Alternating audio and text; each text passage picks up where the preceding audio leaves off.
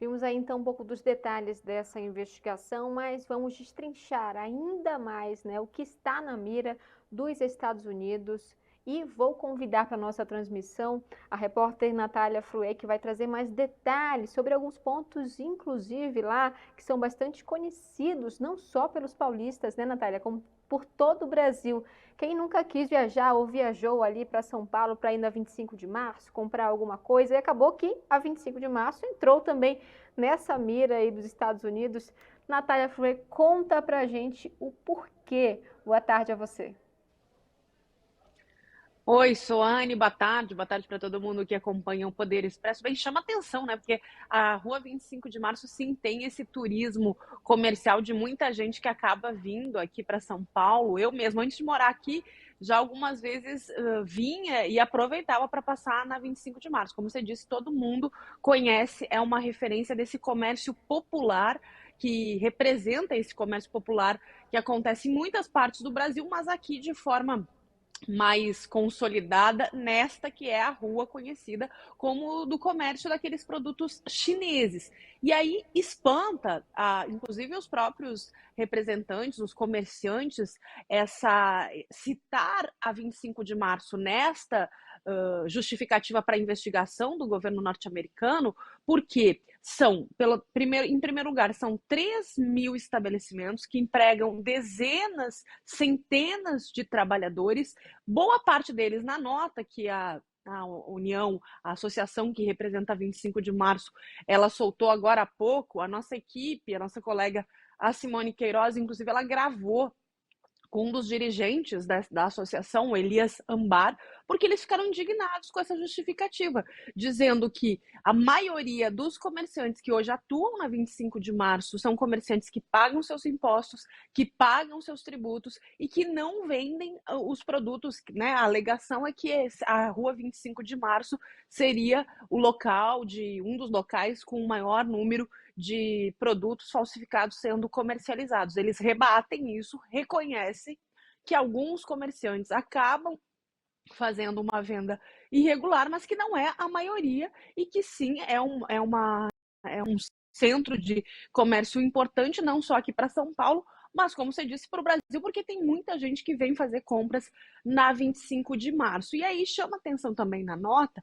me parece, Soane, tudo que a gente acompanhou nesses últimos dias sobre essa polêmica do tarifaço, que pegou muito mal a justificativa dada pelo governo norte-americano, na semana passada, citando o ex-presidente Jair Bolsonaro e o processo, né, em que Bolsonaro responde no Supremo Tribunal Federal, quer dizer, uma interferência clara no poder judiciário de um país. O poder judiciário de um país é soberano, ninguém vai aqui do Brasil, lá nos Estados Unidos, dizer o que o poder judiciário norte-americano, deve ou não fazer.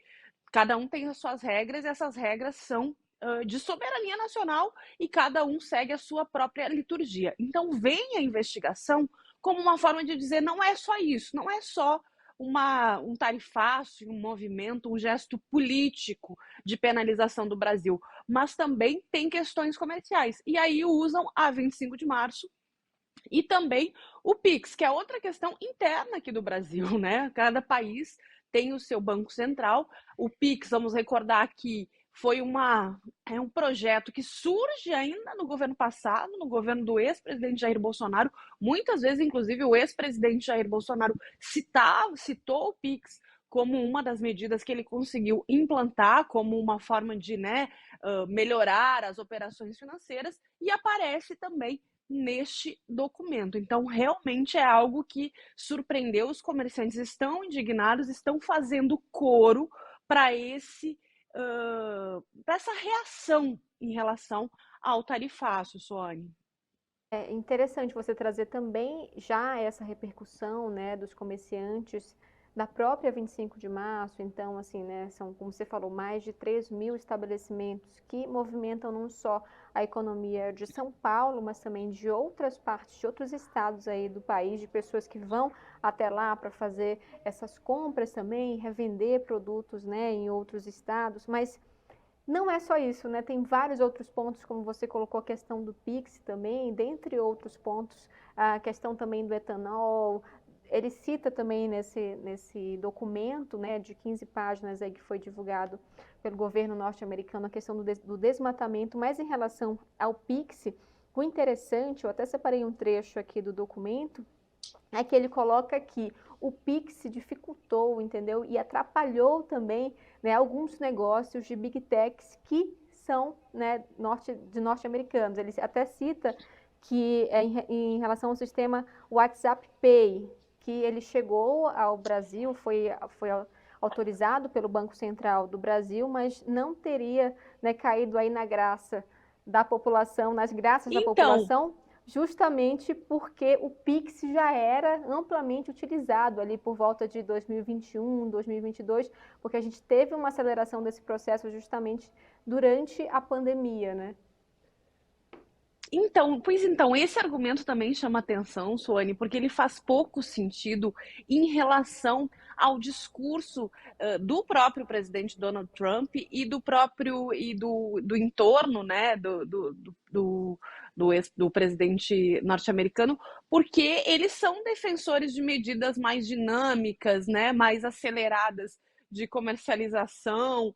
Então, não faz zero sentido esse argumento. Evidentemente, o que acontece? Nesse caso do Pix, quando eles citam as Big Techs, e aí aqui a gente tem uma discussão, por exemplo, no Brasil, que foi um dos motivos, quer dizer, quando o ministro Alexandre de Moraes cobra, representantes legais quer saber das operações, quer saber, porque assim, se tem um volume, um fluxo de negócios acontecendo nesse mundo virtual negável, e um fluxo de informações, de negócios que com a chegada do Pix, em que esses negócios aconteçam via Pix, fica mais fácil também de tu detectar onde tem ou não fraude. Então, sob esse aspecto, questionar o Pix sob esse aspecto das Big Techs não faz sentido, porque se eles estão reclamando que a 25 de março é um ponto de falsificação e que isso gera uma concorrência desleal, bom, então eles não podem ser contra o Pix, que acaba porque cada transação que você faz via Pix, você consegue deixar claro, né, se a pessoa fez lá qualquer investimento, até nas apostas online, né, nesses blogs e nesses joguinhos online. Então, assim, é um pouco, o documento me parece, assim, um monte de itens jogados no documento, com justificativas econômicas que até agora não tinham vindo, para aumentar esse discurso sobre tarifácio e tirar dessa questão política. Porque uma outra coisa que chama atenção, e vale recordar, é a história do desmatamento. Todo mundo sabe, até as paredes da Casa Branca sabem, que nunca foi uma preocupação do presidente norte-americano, nem nesse mandato e nem no mandato passado, o desmatamento. Inclusive, era um debate, essa agenda de dizer que era contra as agendas verdes, ele sempre encampou isso como algo que atrapalhava a economia. Então, não faz sentido também citar nessa carta o desmatamento que aconteceria no Brasil, o desmatamento legal, Sônia.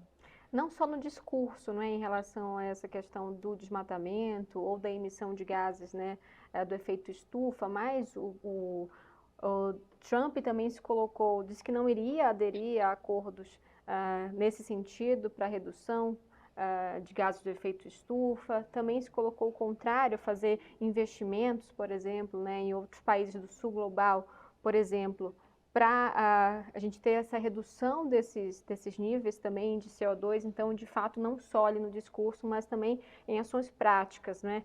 Natália Fruê, muito obrigada pela sua participação aqui no Poder Expresso, a gente destrinchando um pouco mais, né, dessa investigação que foi aberta, então, pelos Estados Unidos. Muito boa tarde a você e qualquer atualização, estamos à disposição aqui no Poder Expresso. Até! Tchau, tchau, um beijo. Vamos continuar voltando aqui a Brasília, porque, claro, essa investigação que foi anunciada pelo governo norte-americano e os motivos também dessa investigação estão repercutindo aqui, né, entre integrantes do governo, né? E a gente vai convidar aqui para a nossa transmissão o repórter Murilo Fagundes, que está acompanhando toda essa movimentação também envolvendo o tarifaço. Murilo, conta pra gente, já repercutiu aí, ou de que forma repercutiu, né, essa investigação norte-americana sobre o Brasil, essa colocando aí supostas práticas desleais em relação ao comércio, envolvendo Pix, 25 de março, como a gente já vinha falando, questão de corrupção, desmatamento, etanol. Então, realmente, vários motivos colocados, vários setores também que serão afetados aí por essa investigação, né? Muito boa tarde a você. Exatamente, Suane, uma ótima tarde a você, a todo mundo que nos acompanha aqui no Poder Expresso, no SBT News. Olha, a fala mais dura veio do ministro da Casa Civil, Rui Costa. Ele publicamente disse que é impressionante que uma potência como os Estados Unidos estejam preocupados, né, e os Estados Unidos preocupados com o PIX e com a 25 de março. O Rui Costa, então, colocou ironia nessa fala, nessa declaração, mostrando que essa é a recepção, né, a percepção do governo Lula sobre essa declaração dos Estados Unidos. Como a gente vê aqui nas imagens, né, o ministro da Casa Civil, Rui Costa. E internamente é justamente essa recepção. O governo brasileiro está vendo como uma intromissão, como realmente uma postura bem preocupante do governo dos Estados Unidos se posicionar sobre assuntos internos do Brasil. Né? Então, essa é a percepção geral. Mas, por outro lado, nós temos também uma mobilização. Num ponto de vista que várias pesquisas têm sido divulgadas, inclusive hoje, né, a Quest sendo divulgada, mostrando que o governo Lula conseguiu ter uma reação positiva a partir dessa crise do tarifaço.